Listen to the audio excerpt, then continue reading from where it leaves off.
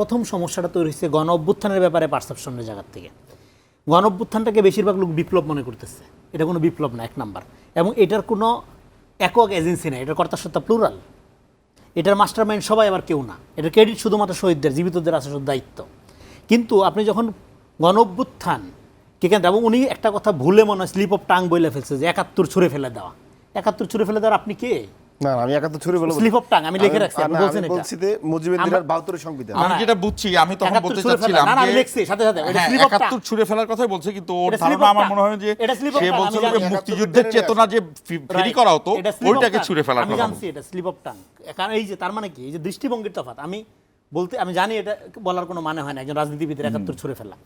ফলে এই যে দৃষ্টিভঙ্গিটা ৭১ এবং ২৪কে মুখোমুখি দাঁড় করানো, তারপরে জুলাই গণঅভ্যুত্থানে একটা সিঙ্গেল মিনিং তৈরি করা, একটা ন্যারেটিভ তৈরি করা, হ্যাঁ, একটা দল দিকে নিয়ে যাওয়া, এটার যে ন্যাশনাল ফেনোমেনা, সেই জায়গা থেকে আমরা বরং বারবার চেষ্টা করছি এটার কর্তাসত্ত্ব হলো প্লুরাল।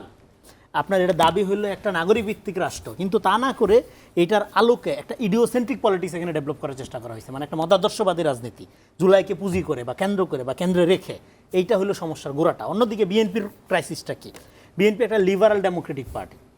বিএনপি ৩ মাসের মধ্যে যে নির্বাচনের কথা বলছে এবং ৫ তারিখে যে সে ক্ষমতা নেয় নাই অগণতান্ত্রিক পদ্ধতিতে, বিকজ অফ এটা তার রাজনীতি তাকে অ্যালাউ করে না। It's very clear.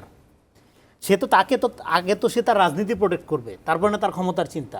এবং সে মনে করে ক্ষমতাটা কি জনগণের প্রত্যক্ষ ভোটে, জনগণের এজেন্সি স্বীকার করার মধ্য দিয়ে সে ক্ষমতায় যাবে। এটাই হলো বিএনপির রাজনীতি। সেটা যত দেরি হোক, ১৭ বছর আন্দোলন করছে, প্রয়োজন আরও করবে, অসুবিধা নাই।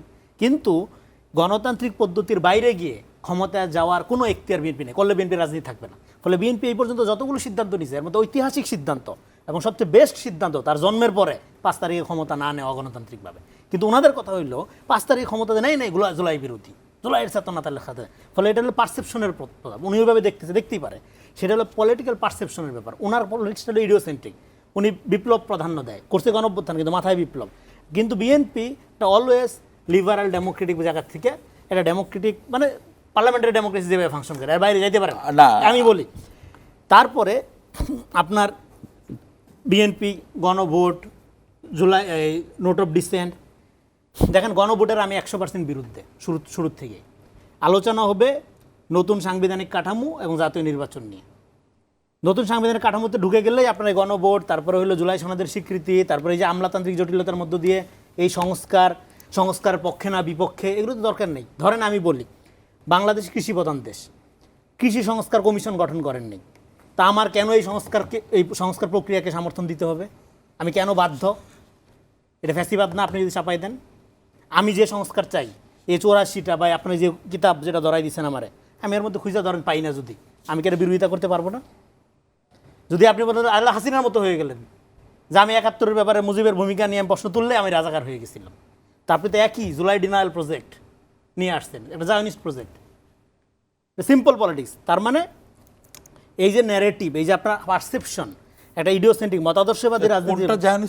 আমি বুঝতে পারলাম জুলাই ডিনায়াল প্রজেক্ট, এটা যে হলোকাস্ট ডিনায়াল, এটা আপনার গারোজি নামে একটা বিখ্যাত থিঙ্কার ছিল। আপনি ইসরায়েলের ব্যাপারে কিছু বললে আপনাকে বলবে যে জুলাই, হ্যাঁ বলবে যে আপনি আপনি রেটরিক করছেন। ঠিক আছে, মানে আমি মনে করছি যে আসলেই মনে এটা না এটা মডেলটা। আমি আবার রেফারেন্স দিচ্ছি রদার গারোজি, বিখ্যাত পলিটিক্যাল থিঙ্কার। ওনার একটা আছে, এটা জুলাই আপনার, এটা হলো আপনার হলোকাস্ট ডিনায়াল বইলা ধরেন। এটা ঠিক আছে, মানে আমি মনে করছি যে এই জুলাইয়ের সাথে জায়নিজম আপনি রূপক, মানে আপনি একইভাবে জুলাই, আপনি ধরেন জুলাইয়ের ব্যাপারে কোনো কিছু বললে, একটা ক্রিটিক্যাল অবস্থান নিলেই আপনি তাকে বলতেছেন যে জুলাই ডিনায়াল, জুলাইয়ের বিরুদ্ধে। নো, এখানে জুলাই নানা পেশা, নানা শ্রেণী, নানা মত, নানা ধর্মের, নানা মতাদর্শের লোক একসাথে নাম ছিল।